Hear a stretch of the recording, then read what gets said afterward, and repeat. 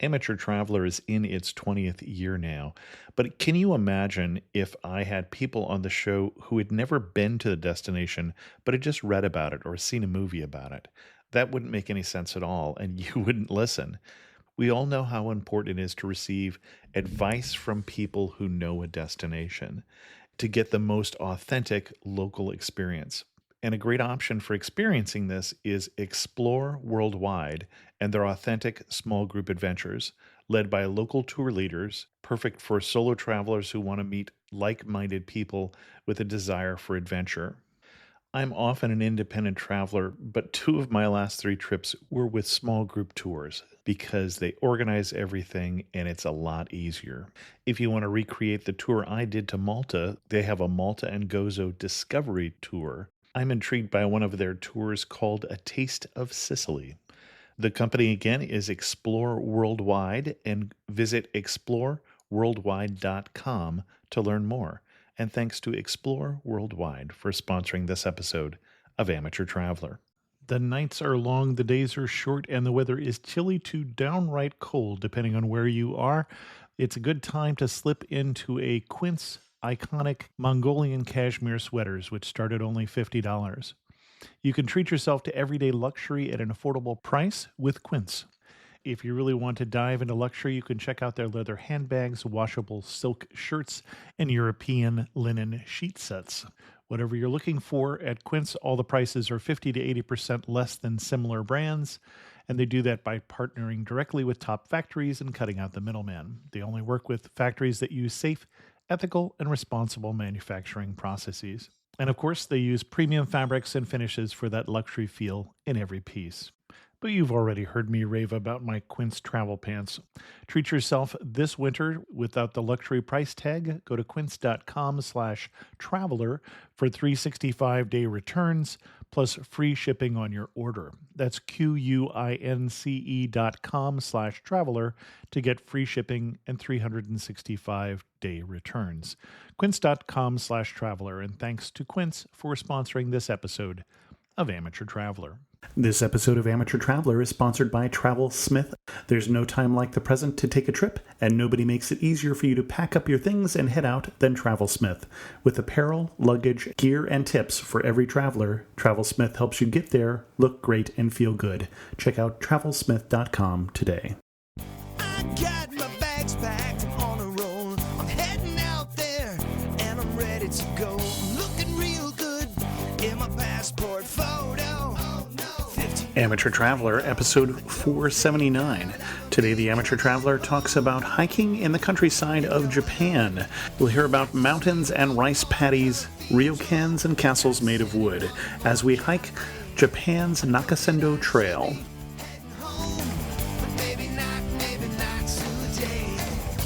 Welcome to the Amateur Traveler. I'm your host, Chris Christensen. We'll hear more from our sponsor, who is TravelSmith, later on in the show, but first, let's talk about Japan. I'd like to welcome back to the show Dave Grenewetzki, who's come to talk to us about Japan. Dave, welcome back to the show. Hey, Chris. Great to be here. Dave has been on the show twice before, once talking about Iceland, which made my list of top shows that I remember for the last 10 years, and then also India, and I enjoyed that episode as well. So welcome back. You did a part of Japan that I did relatively recently, but you did it very different than I did. Yeah, I spent many years in the video game business, and I traveled to Japan often on business, mostly to Tokyo and Kyoto. So we went back this time purely in vacation mode and decided to try to get off the beaten path and out of the big cities and indulge our hiking hobby at the same time. I get the impression that there is a hiking culture in Japan. Yeah, it's interesting. We did this trip in October of last year, and the weather was great, but we really ran into no hikers on the trail, except for one day we ran into a huge group of Japanese hikers going the other direction. So it was a great time of year. There just was nobody on the trails, but I think it's something that folks do. It's just that you have to quite often get out of the city to do it. Sure. Well, and you mentioned the trail. Let's talk about which trail we're talking about. Sure. We decided to, after seeing an article in the New York Times a long time ago, we filed all these articles away. So this was a 2005 article that referred to this ancient hiking trail called the Nakasendo Trail. And the entire trail is more than 300 miles long, and it goes from Tokyo to Kyoto, constructed in the 8th century, and it was used by messengers, pilgrims, merchants, to move goods and people through 69 little towns along the way that were there to service the highway. They were called post towns because there were, I think, posts all along the way, and these were built up around some of the real crossroads. And so what happened in the 1960s in Japan is these kind of 400-year-old towns, a number were chosen to be preserved, and that's the segment of the trail that we chose to hike, which was through countryside and towns that looked like they did several hundred years ago. So it was quite gorgeous. And that section, where is that in that span of Kyoto to Tokyo? Is it in the middle, or? It's really interesting because to get there from Kyoto, you go in successively slower modes of transportation. So you start out with a bullet train, and then Sure. you go on to a limited express train, and then onto bus, and then onto foot. So it's a half a day to get there from Kyoto, and you're moving kind of north and west towards Tokyo, and you start on this place called the Kiso Valley. We hiked over about a 4-day period, just 20 or 25 miles of just gorgeous countryside. So we're kind of in the very middle between Kyoto and Tokyo. Okay. And let's talk logistics. First of all, when you say you hike, this is a full backpack hike, or this is a someone carries my luggage from place to place while I get to walk? It is the second. I like the second. Okay. Yes. So we basically, the first night there was a baggage forwarding service that the tourist information people did and sent our bags to the next town. The next day, we actually sent our bags 2 towns ahead on a taxi cab. There was no service, but we had a taxi guy carry them, and we just carried day packs that got us through one night without a pack. And so we were hiking and staying at ryokans, or very small small family houses that have been turned into inns. Just gorgeous, gorgeous places. And you've heard about Japan being expensive. Well, this is really not expensive at all for what you're getting. So we were paying about $120 a night per person, which includes 2 meals, incredible meals, probably 20 plates in front of each one of us for these meals, both for dinner and for breakfast. And we would grab lunch along the way. So the best kind of hiking, just a bottle of water in your pocket and hiking on your own through the Japanese countryside. And you mentioned the ryokans. I'm not sure that everyone knows about those, but we're talking about a very traditional Japanese style place. Usually you're sleeping on the mat on the floor. Yep. That's exactly what we were. You walk into a room in a Japanese ryokan, and you wonder where all the furniture went. It's basically a room with traditional tatami mats on the floor, right, with kind of nothing in there. Maybe a low table, a kerosene-fired heater in the corner, right. And that's about it. There are some closets full of bedding and things like that. In fact, it might be fun to talk a little bit about the etiquette of all this. There are lots of rules that you have to learn, and they're not intimidating, and people are there to help you. But when you enter a ryokan, you leave your shoes outside, and you put on a pair of slippers that they give you. And there's usually a collection of shoes there, so it's not like it's a big surprise. No, it's quite obvious. But there's one of the problems I'm 6'3", is that essentially nothing fits. So if you're a big guy, you're out of luck. And we'll get to the robes later, which is even a worse fit. But the shoes, I would get my 2 or 3 toes into these slippers and kind of clod along to my room. Then when you get to your room, you leave the slippers outside of your room because you're only supposed to walk on the mats in your bare feet or in stocking feet. So you never take your slippers into the room. And the other thing to watch out if you're 6'3" is you're always looking down to step over a threshold. And when you do, you're likely to basically brain yourself on a doorway that is much lower than we would expect it to be here. So you got to watch your head, watch your feet, and make sure you're wearing the right shoes.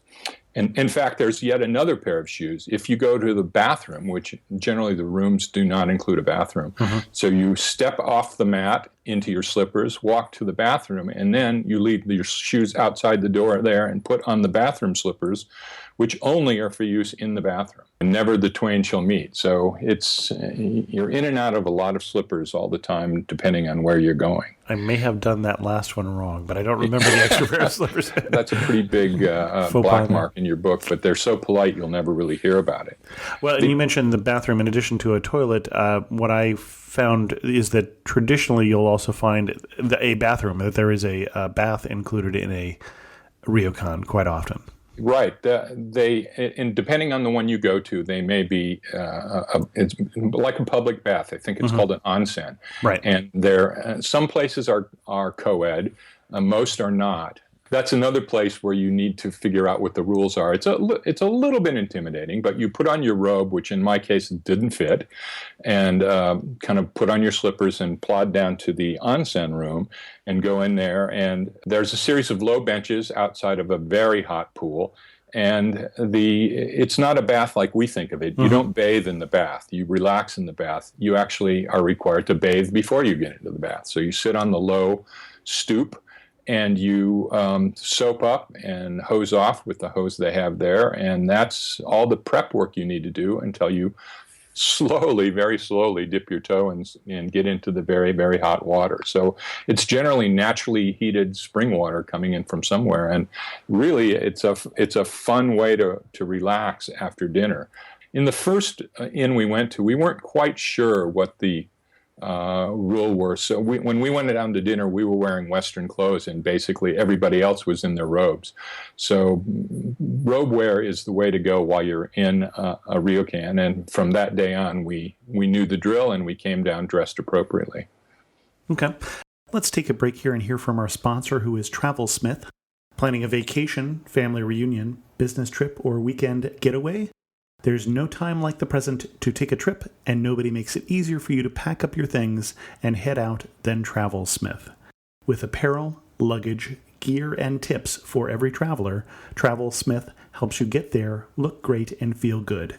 Their vast collection is full of lightweight, easy-to-pack items that are loaded with features to make your travel easier, safer, and more comfortable.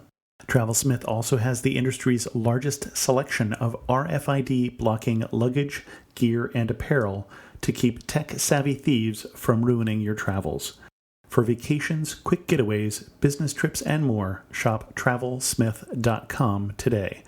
Take the stress out of your travels and go there with TravelSmith.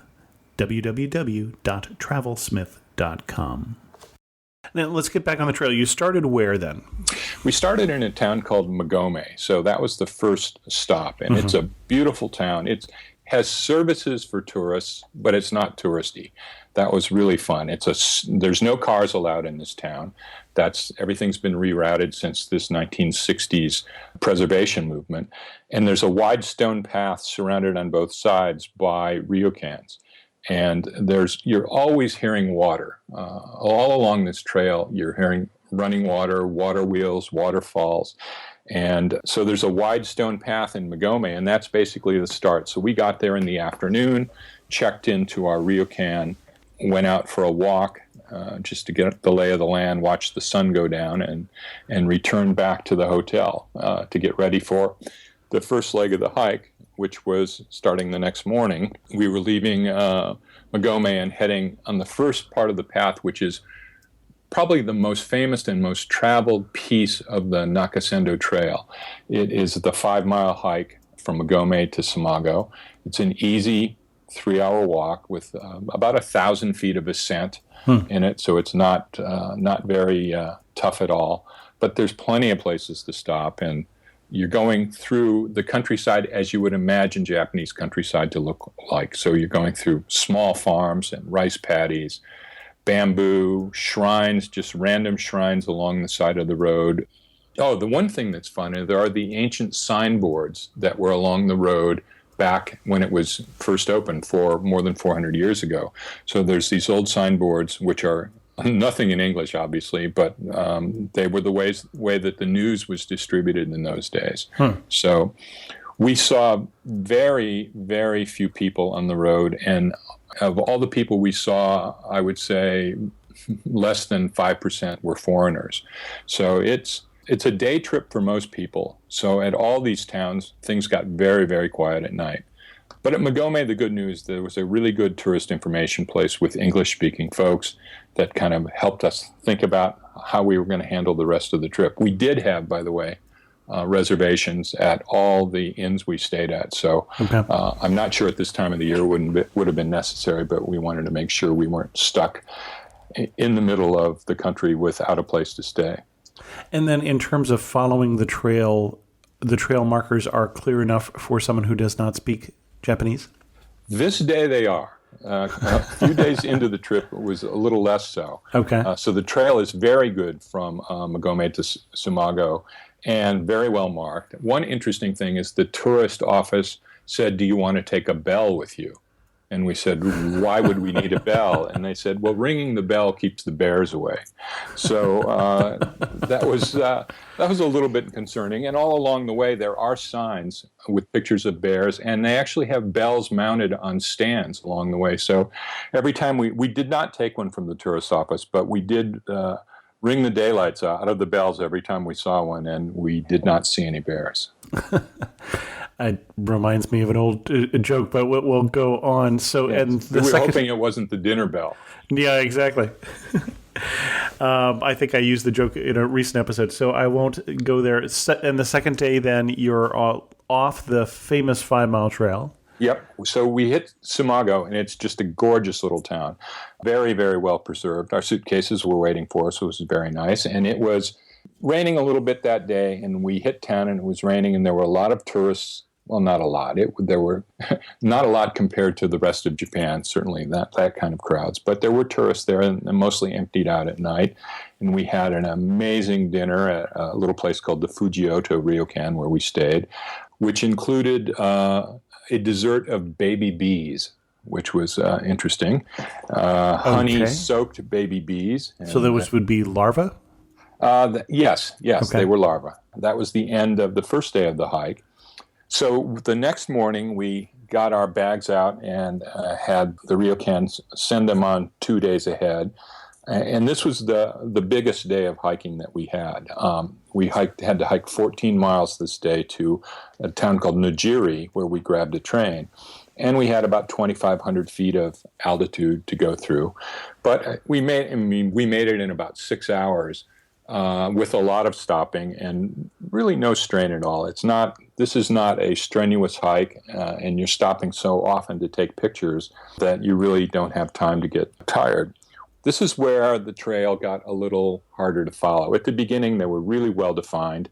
Then we got basically impossible to find paths in the forest, deep in the forest. We had to pull bushes apart to poke our heads in and find the trails, and we went through there. And then we ended up somehow, and we don't quite know how, back on a road where we had to hike through a mile-long tunnel.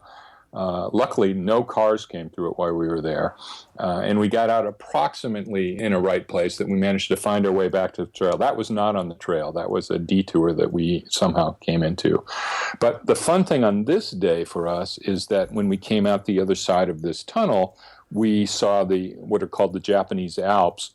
And this was about a month after Mount Ontake had erupted and killed 57 hikers. And it was still spewing. I mean, it looked like a volcano should look, spewing things out the top. So we walked for a while with that in sight and made it to Nojiri and took the train from Nojiri to Kiso Fukushima.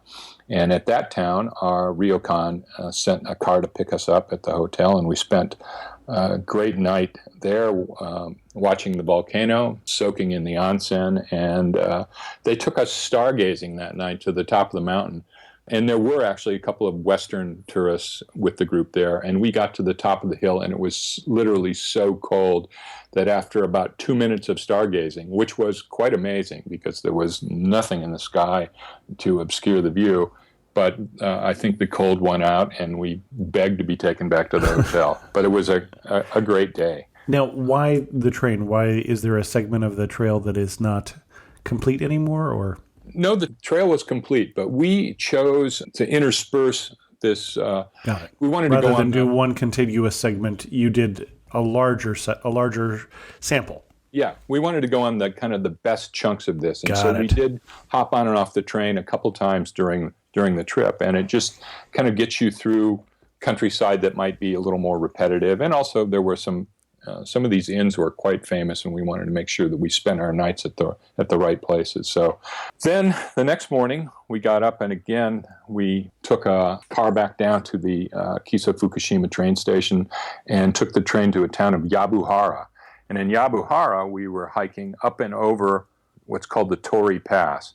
And the Tori, you probably have seen, are the kind of statues. I would say they look like the symbol for pi.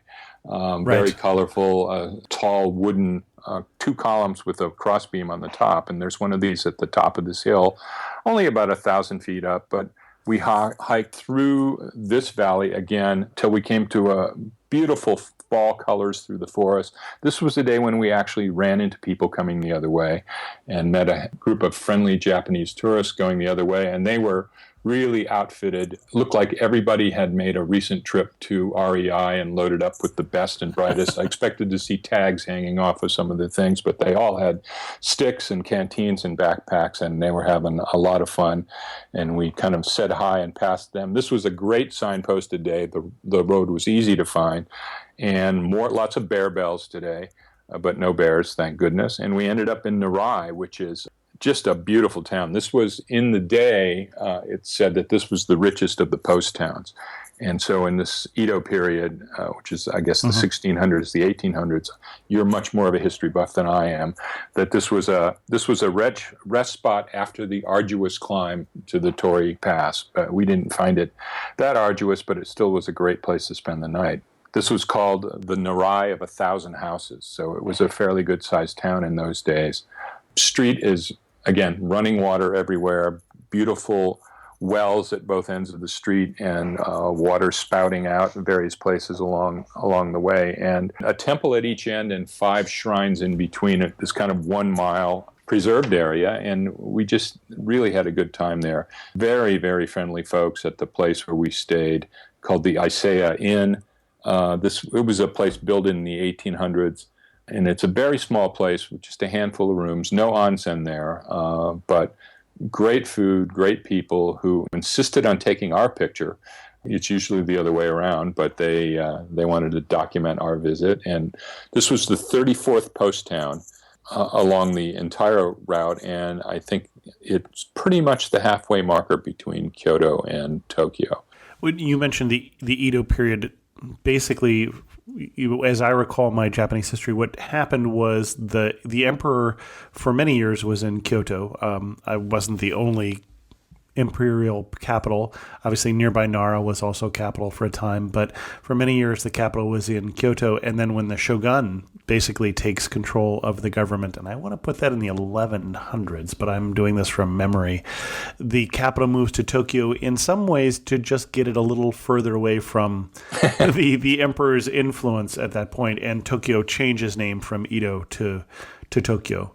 And so I'm wondering, when you say in the Edo period, if that's during the time period where Tokyo is still Edo and therefore not the capital. But yeah, I don't know that. I do know that there were several signposts talking about the emperor's party, the emperor and his entourage moving through some of these various cities, and some of the entourage were so long that it took 2 days for them to pass by a certain place. So it may have been time at the time when things were moving. So. And this was the one and only true way, I think, between the two towns in those days. Right. Now, as you mention these different towns, you're saying picturesque, but you're not saying, and then we stopped at this particular site. So I'm not getting that there is this temple or that shrine that you really have to see while you're in town, more than it's a picturesque setting. That's exactly the case. Okay. I mean, the temples along this thing are all very small local kind of temples. There are some castle sites, but they're basically ruins now, or they're always on some impressive overlook. So we hiked to a few castle ruin sites to look down on the towns that we had just come from. But these are basically single-story 400-year-old wooden houses packed very tightly along the street. But it's as you would imagine old Japan to be. And there weren't a lot of must-see World Heritage kind of spots along the way. So you're absolutely right. This was more of the overall experience of seeing Japan as it was hundreds of years ago. Okay. And I got my Japanese history just a little wrong there in the sense that Edo was established by the shogun to move the power away, and then didn't actually become the capital, Tokyo, until the 1800s, when the restoration of the imperial power at that point. So, so I saved myself a few emails. Let's just do that. And you talk about the castles. Castles are really interesting for me in Japan. I saw I think I saw one when I was there. There are only 8 surviving, as I recall, because they were wooden. Yep. Castle and wooden are not two things that we as Westerners tend to put together as two words that go together. So most of the castles have burned down. Yeah, I'll tell you, we ended up at a castle at the end of this. So we were in Narai. The next day we got up and we walked to the next post town down the road, just a couple miles down, called Hirasawa, which is famous for its lacquerware shops. And that's their local craft there. And we went to the town, and basically nothing was open. So we made some strategic error there, but we enjoyed it. And then we walked back and grabbed the train. This was the end of our walking part of this, but we did go take the train from Narai to Matsumoto. And Matsumoto Castle is an amazing castle. So, one of the larger ones, that in Osaka, I want to say, but I've been wrong already on this show. So, well, Matsumoto Castle was, again, so this is kind of us creeping back into civilization. Matsumoto is a real town, and the castle built in the 1500s and restored and burned and restored and burned many times. But one of the things that I think is important lesson here is the friendliness of the Japanese people. So when we got to Matsumoto, we threw our bags down and we decided to go see the castle. And when we got there, there's basically a booth out front that said, English-speaking guides, just ask. And so we went over to the booth, and the guy said, I'd love to take you around. And we found that to be the case everywhere in Japan. And I heard in your episode you were helped out by really helped out by a gentleman you met on the street. And it's the same here. If you look the least bit confused, somebody will come up and offer to help you. And I think it's innate friendliness, but it's also because they learn to read and write English in school, and they don't have their chance to practice speaking it quite often. And so this booth was set up outside of Matsumoto Castle and run by a group of people who each come one day a week and just will take you around. And this was a really cool guy that had been to America a couple of times, but just loved talking about the history of the area. So he took us around to Matsumoto Castle. We really had a lot of fun with him and learned some of the history behind this. This is one of the really top historic sites in Japan, and it's a 5-story high wooden castle and a lot of fun. But it was the end of this part of the trip, and after a night in Matsumoto, we hopped the train back to Tokyo and kind of spent a few days there and ended what was a 17-day journey with about 4 or 5 days of fun hiking in old Japan in the middle of it. What surprised you about this? You've been to Japan how many times before? Probably 20. So what surprised you about this particular trip? Well, it was just fun to see Japanese towns with no cars, for instance. I mean, these old towns, the traffic had been banned. Right. There's no driving in there at all. It's just a different Japan than I've seen in all my business trips to Japan. So, but again, that the Japanese friendliness is there to be seen no matter where you are in Japan. Excellent. And you ended up in Tokyo, so let me do my second correction, which is I was only off by 500 years on the on the Edo period. It started in 1603, so missed it by that much. Yeah. So it was an amazing trip, and as you mentioned in your trip to Japan, that it wasn't high on your list. It's always been high on my list, and it was never high on my wife's list. But after this trip, she's ready to go back anytime we can get it in the schedule. So it's so beautiful, the food is so good, and the people are so nice that it's very hard to stay away, I think. Well, and you mentioned the expense. So the two things that, as we were talking before we started recording, that had kept me away from Japan, because it's not like Japan is not interesting, were that I thought it was very expensive and that I thought it was intimidating. And I didn't find either of those to be true. Now, I have talked to another travel blogger who said that they were in Tokyo and they could not figure out the subway system. And I know that there were a few kanji characters. If you didn't know them, you wouldn't know which was the adult ticket and which was the student ticket or the child ticket. So there were places where a few English signs would have made things a little more easy. Well, it's interesting because when I first started going there, everything was in kanji. Sure, then they started in the center of town, started adding English, and as you ventured farther, many stops out, it would change. And at that point, you're just doing pattern matching, trying to find your stop. I haven't found that to be the case in my last few trips there. That the English is migrating to most of the signs. I do have to say that one time in Tokyo Station, which is one of the craziest stations you'll ever go to, that we had a very nice gentleman come up and help us find our track. There's probably 50 gates and 50 tracks going in different directions. And this guy saw we were confused and actually took 15 minutes to walk us to our gate and deposit us there. Yeah, so, it doesn't surprise me at all. Yeah, very, very nice. Well, and you mentioned, and I think there's a comment there in terms of more English. See, I did find more English in a Tokyo Station is chaotic, but better signed than any other station that we saw. And we took the train from Tokyo Station out to the Edo Museum, which is a little further out. And when we quite confidently approached the map to figure out which train to get back, and it was all in Japanese. It was one of those, you looked around for a different map, and no, everything really is completely Japanese. And we figured it out, but it did take us a minute to try and figure out which train we had come in on or what stations we had seen and try and figure out the characters. It wouldn't hurt to write down the characters for Tokyo Station or something like that before you leave there when you're looking at the map that does have English. Well, when I first went to Japan, I was told when you leave your hotel, take a postcard. Because you can always show it to somebody and they will help you. Never a bad idea. Exactly. Well, and we did run into the weird situation that we happened to be in Tokyo in the wintertime and it snowed. And it doesn't really snow very often, as I understand. And they had an inch of snow and they started shutting down the trains. So we're on the platform and an announcement happens, of course, entirely in Japanese, and everyone leaves. It's just one of those where you go, well, I think they just shut down the trains. I don't know what just happened, but I think we're not getting back on the train these days. So at that point, you find a hotel and call a cab. So you find someone who speaks English, and at any reasonable size hotel, you're going to find someone who speaks English. Absolutely. Excellent. What other recommendations would you have for somebody who is coming to this trip or to Japan for their first time? Going to Japan for a first trip, there's nothing wrong with spending time in Tokyo or Kyoto. Both are amazing towns. There's great things to do. This trip, I did something that was recommended by a friend of mine. I went to a place called the Robot Restaurant in Tokyo, which was the most crazy, chaotic evening I've ever spent in my life.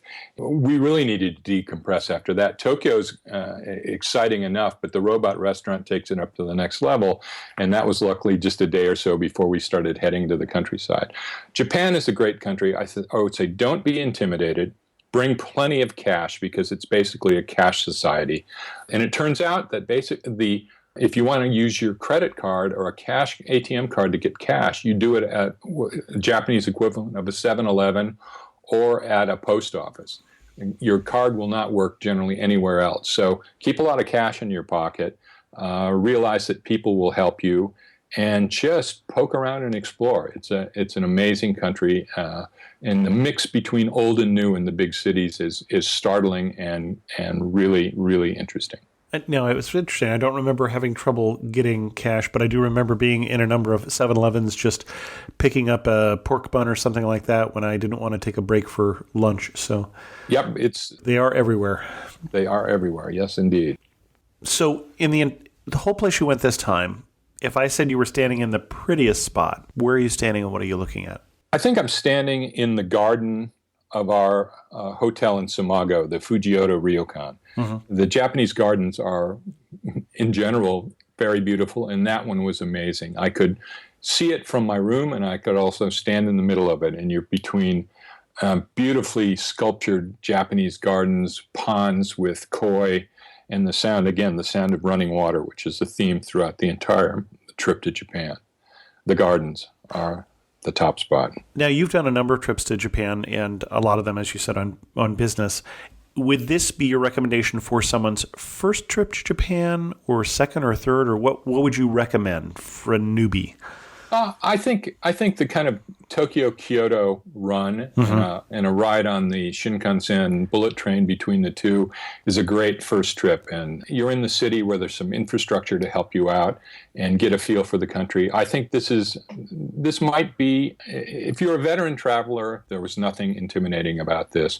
But first trip to Japan, if you've not been in big Asian cities before, Tokyo and Kyoto are some of the best to get that experience.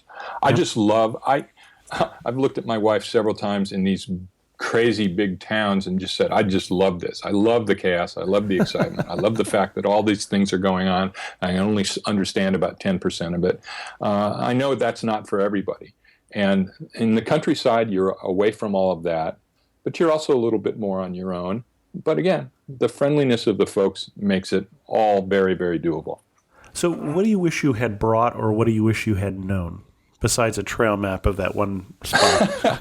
Well, interestingly enough, we looked hard for trail maps. And and I think there are a lot of companies that offer prepackaged tours along the Nakasendo Trail. Okay. And we looked at those and just decided that the expense we didn't think it was worth paying those prices for what we could do on our own. But I think they've hoarded, or they've shut down all the sites with maps on them. So we kind of picked our way through it. So having a better map would be great. But I think the thing to know is was it really important for us to have cash in our pocket.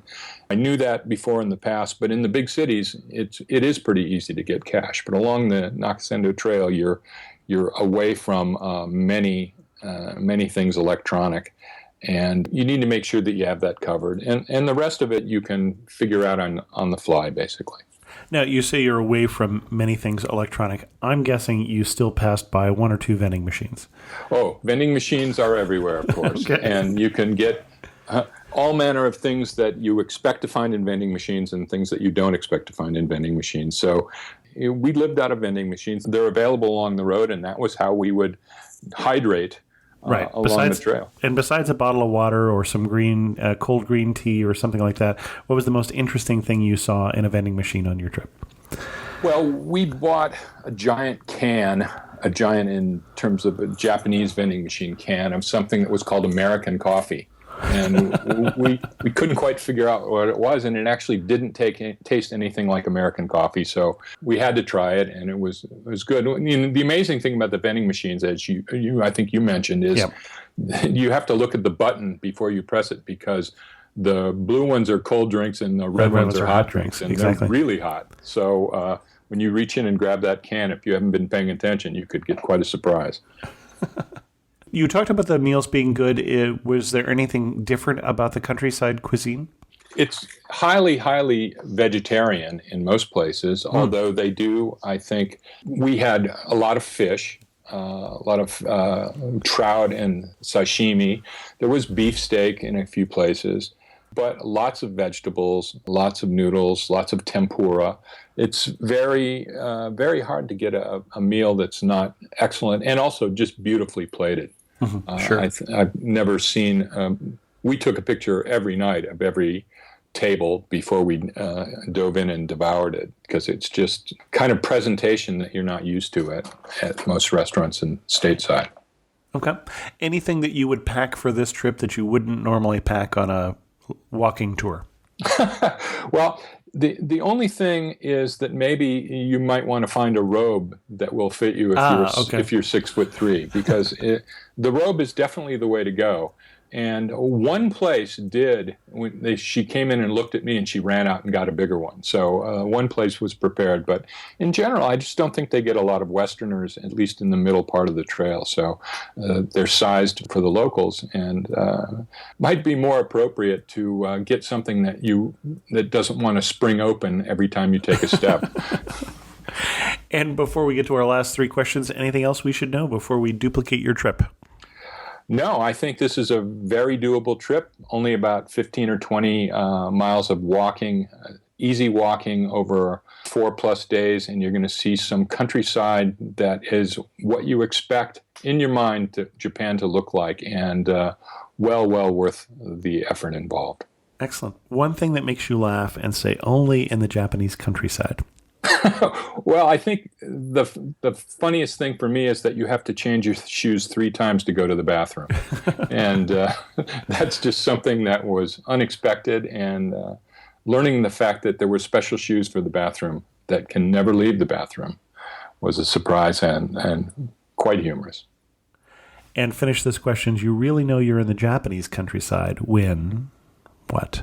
When you're hiking along the trail and you run into a tea house with a tiny Japanese man out front who beckons you inside, makes you tea and gives you cakes and won't accept any money for it and just wishes you well and sends you on your way.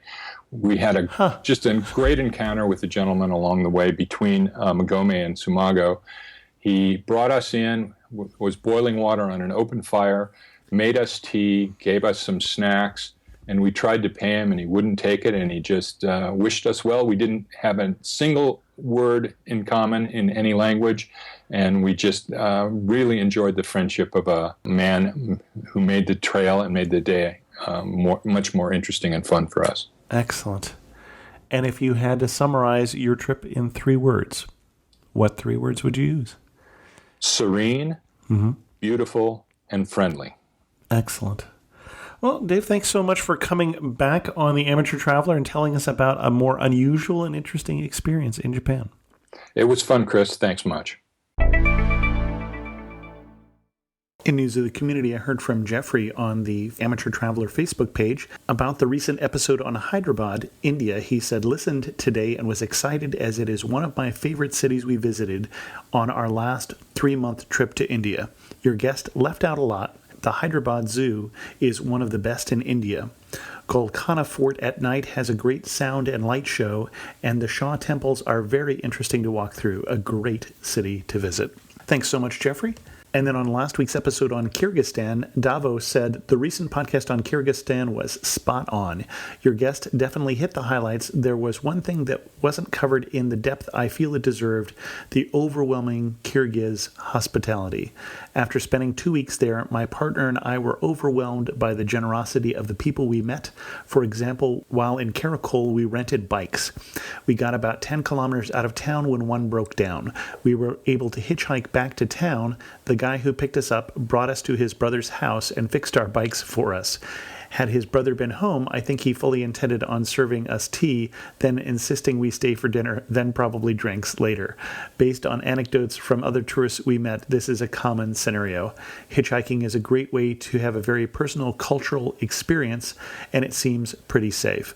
My partner said it is the only country of the 33 we've been to that she would consider hitchhiking as a solo female traveler. Thanks for highlighting this incredible destination, one that is too often and undeservedly overlooked. My favorite thing about The Amateur Traveler is that it highlights so many places like this that most people wouldn't think to go or even know where they are. Davo, thanks so much. That's certainly part of my goal for Amateur Traveler, and partially the reason we do that is they're just interesting to me. And I should apologize for those of you who got to the episode on Kyrgyzstan when it first went up last week when I had misspelled Kyrgyzstan. Turns out I wasn't hearing that Z in there. With that, we're going to end this episode of The Amateur Traveler. If you have questions, send an email, as Davo did, to host@amateurtraveler.com, or leave a comment on the Facebook community, as we saw Jeffrey do. You can also leave a comment on this episode at amateurtraveler.com. We're still trying to decide where to go next for the Amateur Traveler trip for 2016. Go to amateurtraveler.com/trip to join the private Facebook community. You can follow me on Twitter, Instagram, or Pinterest as Chris2X. And as always, thanks so much for listening.